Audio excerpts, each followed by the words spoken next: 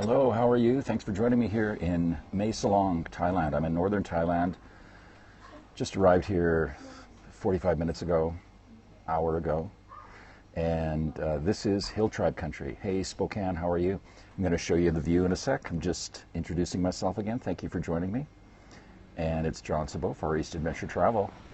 Northern Thailand. This place is amazing. It's very chill up here.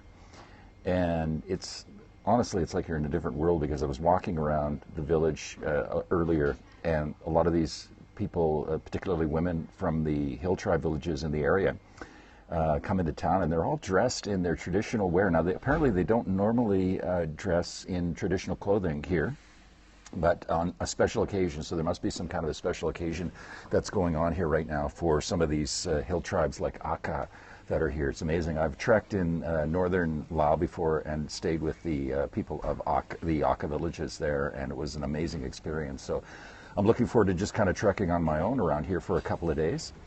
In Mae Salong, it is roughly about 2.5 hours worth of bus riding up from Chiang Rai, north of Chiang Rai here. So I'm going to flip the screen and show you the view. I'm in this little cafe right now, kind of cool little place. And here we go. Isn't that amazing? This is northern Thailand. So this is very close to the border of Myanmar and Laos. This is what they call the Golden Triangle. Because there was a lot of heroin trafficking through here, opium, and a lot of opium grown here, although the hill tribes used to grow a lot of opium, but I don't believe that they do it so much anymore. They may still do it for personal use. Thanks for the hearts, by the way. Thank you so much. But not so much as a way to make money here. They do in northern Laos, though. They still do there, but not so much here. So this is... Sorry, I'm going to flip back. Oh, there we go. Good. I was just missing the comments there for a sec. Sorry if I missed your comment. I didn't mean to ignore you. I just had my screen down a little bit.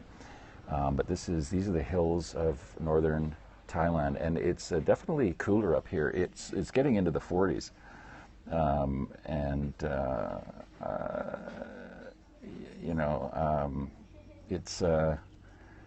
it's definitely cooler up here, I have to tell you. You probably have to put on a sweater or something in the morning.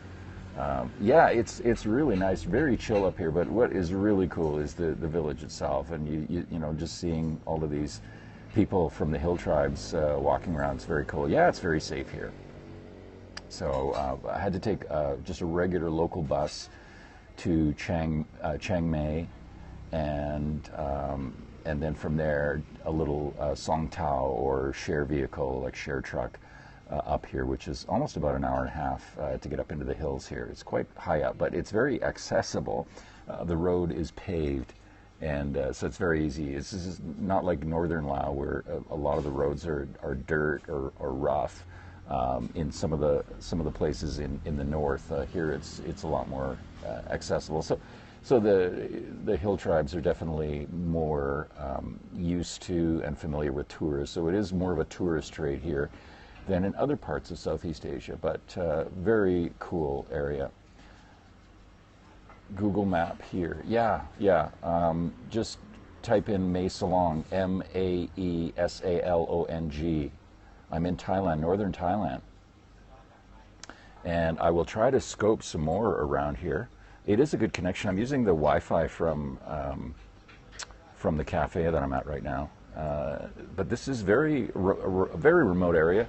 The town I'm in actually has a very interesting history. It's made up of a lot of Republic of China Army, Kuomintang Army, and most of them retreated to Taiwan, where the Republic of China carried on, but some of them came here from Yunnan province, and they settled here. They originally settled in Myanmar, and then Myanmar kicked them out, I think in the early 60s, and they came here, and they settled here. So this village is actually very Chinese. Like, many of the people here speak Chinese, so I can speak a little Chinese. So it's actually, I'm having an easier time communicating here than in some parts of Thailand so far. You're Taiwanese. Oh, very cool. Well, then you should know or understand about this place, because it's very much a part of the history of the Republic of China, which is now obviously based in Taiwan. But these guys were resistance fighters as well. So they fought after the 1950s when the Red Army won the Civil War, and Mao Zedong took over from Chiang Kai-shek. And Chiang Kai-shek and his troops retreated to Taiwan, where they continued the Republic of China. And some of them didn't make it there, and they migrated down to Myanmar or Burma, and then eventually ended up here, where it was even kind of when they established themselves here, it was kind of a gray area whether this was Thailand or not. So there's lots of Chinese influence in the area. There's a very big tea production growing region, and there's some Chinese temples around here as well. So it's probably one of the most Chinese-looking places in all of Thailand is this little village up in here, and then mixed in with all of the hill tribe villages that are here as well. Well, I like to do my research. I like to find out about places that I go and pass that on. But I just thought it was very interesting because I do spend a lot of time in Taiwan to learn that a lot of these fighters ended up here as well, or some of them, anyways. Well, Taiwan was part of Japan before Chiang Kai-shek and the Republic of China took over Taiwan. So Taiwan was a colony of Japan for 50 years. No, marijuana is not legal as far as I know. But the actual drug of choice now that's trafficked through here is methamphetamines. And they have roadblocks in a lot of the areas because it's a border area. Of course, potential for trafficking is big here, and this is where a lot of heroin trafficking was done at one time, or opium. What was Taiwan before Japan took over? Well, it was part of China. No, it was part of Fujian province, I believe. And then there was a war between Japan and China gave Taiwan over to Japan as part of the treaty or settlement, and then eventually it ended up back in China's hands as the Republic of China. That's how the history goes. So I'm just in this cafe right now enjoying some of the wonderful northern Thailand coffee that you definitely have to check out when you come here. I'm having some great coffees here, by the way. Lots of cafes. They are definitely into coffee up here. But in this particular place, Mae Salong, tea production is big. Oolong tea is very big, which of course is very Chinese. Taiwan is technically, no, it is the Republic of China. And it's separate. They have a separate army, but China believes that it is the 23rd province of China. So it's a very political sticky situation right now. The coffee is really, really good here in northern Thailand. Yes, coffee beans are grown here. Meet any Westerners. I met some in the bus on the way up. A couple of Canadians. Thanks for the hearts. And if you're just joining me, it's John's about Far East Adventure Travel in northern Thailand. Well, it's probably, there's a lot more Westerners here. There's a lot more, definitely noticeably more foreigners here. Culture is, it's all very different and very, Taiwan is Buddhist, but it's also folk religion and Taoism, and Thailand is primarily Buddhist. Yes, I've been to Vietnam, just Hoi An. I've only been to Hoi An so far, but I will be going back and spending a lot more time Jesus, guys. I'm really getting some interesting characters here. Oh, thank you so much. Well, I like them both. I do like Taiwan a lot because Taiwan, I really am a foreigner in Taiwan. And any country I haven't been to, there's still lots I haven't been to, but I've been to many in Asia for sure, East Asia and Southeast Asia. Taiwan is, I'm a foreigner there, and I have to make more of an effort, whereas here I could probably get by in a lot of bigger places like Chiang Mai or Chiang Rai, never having to speak a local language. But I have to speak it a little bit, or at least understand a little bit in Taiwan. So I like that. I like having to learn it. I like having to be out of my comfort zone. You live in Taiwan too? Oh, very cool. Whereabouts in Taiwan are you from? I'm in Taipei right now. Just going to have a sip of coffee and admire these beautiful jungles here. You can notice just another little background about the skies right now. It's a little bit overcast, but there's also I'm going to be hiking. Yeah, I'm going to probably do that tomorrow. I don't know if I'll get a chance to do it today. Oh, you're in Taipei too. Oh, very good. But it's slash and burn season. So actually on the way up here along the sides of the roads, I saw some burning. So typically the farmers like to clear land by burning. So this time of year you'll get lots of smoke in the air. A lot of times I'll hike with a guide, but here is very safe to hike on your own. And it's not a very long hike. It's only 4 kilometers, the circuit, I think, around here. There's an 8-kilometer one I can do as well. But I think it's relatively safe around here. But typically I won't go by myself in most places. What are the best things to do in Thailand? Oh my God, there's so much. Well, you have to, of course, dig into the Buddhist culture here, and the food is amazing, and get to know the people, because the people are wonderful and very warm and friendly and hospitable. I don't know about wild animals or snakes. When I was in northern Laos a couple of years ago, there are tigers up there, but very rare, very, very rare. But I was with a guide. But if you're by yourself, where there's tigers, it's definitely more dangerous. But I don't know about any other predators. There probably would be some venomous or poisonous snakes up here for sure. But just enjoying these beautiful hills, and it's very quiet up here. There was looked like a wedding that was happening across the street earlier, a great big wedding. And many of the people in this village speak Mandarin, by the way, or Chinese.